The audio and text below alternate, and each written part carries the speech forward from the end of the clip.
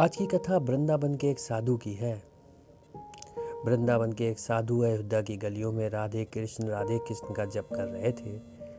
अयोध्या के एक साधु वहाँ से गुजरते हैं और राधे कृष्ण का जप सुनकर उस साधु से बोलते हैं, अरे जपना है तो सीताराम जपो, क्या उस टेढ़े का नाम जपते हो। वृंदावन का साधु यह सुनकर भड़क गया और बोला, जरा जवान संभाल कर बात करो। हमारी जवान पान खिलाती है तो लात भी चलाती है। तुमने मेरे इष्ट को टेढ़ा कैसे बोला। अयोध्या का साधु बोला, इसमें गलत क्या है, तुम्हारे कन्हैया टेढ़े ही तो हैं, कुछ भी लिख कर देख लो। उनका नाम टेढ़ा कृष्ण, उनका धाम टेढ़ा वृंदावन। वृंदावन वाला साधु बोला, चलो मान लिया, उनका नाम भी टेढ़ा, काम भी टेढ़ा, खुद भी टेढ़ा, ये तुम कह क्यों रहे हो। तुम्हारे मुख से यह शोभा नहीं देता कि मेरे इष्ट को तुम टेढ़ा बोलो। अब जो अयोध्या वाला साधु था वह बोला, अच्छा ये बताना, यमुना में नहाती गोपियों के कपड़े चुराना, रास रचाना, मक्खा चुराना, ये कौन से सीधे लोगों का काम है। और बताना, कभी तुमने उनको खड़ा सीधे देखा है क्या। वृंदावन का साधु को बड़ी बेइज्जती महसूस हुई। वह सीधे जा पहुंचा बिहारी जी के मंदिर और अपना डंडा बोरिया पटक कर बोला, इतने साल से आपने खूब उल्लू बनाया, ये लो लुटकी कमरिया सब पटक दी और ये लो अपनी सोटी संभालो, हम चले अयोध्या जी के राम की शरण में। सब पटक कर साधु चल दिया। अब बिहारी जी मंद मंद मुस्काने लगे और उसके पीछे पीछे चलने लगे और साधु का हाथ पकड़कर बोले, अरे भाई तुमको किसी ने भड़का दिया है।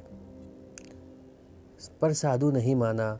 तो बिहारी जी बोले, अच्छा जाना है तो जाओ, यह तुम्हारी मर्जी है, पर यह तो बताते जाओ कि मैं टेढ़ा कैसे और श्री राम सीधे कैसे। कहते हुए बिहारी जी कुएं की तरफ नहाने चल दिए। वृंदावन वाला साधु गुस्से से बोला, आपका नाम टेढ़ा कृष्ण, आपका धाम टेढ़ा वृंदावन, आपके सारे काम टेढ़े, कभी किसी के कपड़े चुरा लिए, कभी गोपियों के वस्त्र चुरा लिए, सीधे कभी खड़े नहीं हुए और ना मैंने देखा।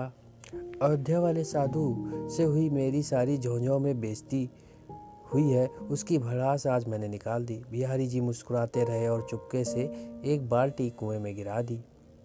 फिर साधु से बोले, अच्छा चले जाना, जरा मेरी मदद कर दो और एक सरिया ला दो तो बाल्टी निकाल दूं। साधु एक सरिया ले आता है। कृष्ण जी सरिया से बाल्टी निकालने की कोशिश करने लगते हैं। साधु पहले ही भगवान कृष्ण के ऊपर खींचा हुआ था। साधु बोला, इतनी अकल नहीं है क्या, ये सीधे सरिया से भला बाल्टी कैसे निकलेगी।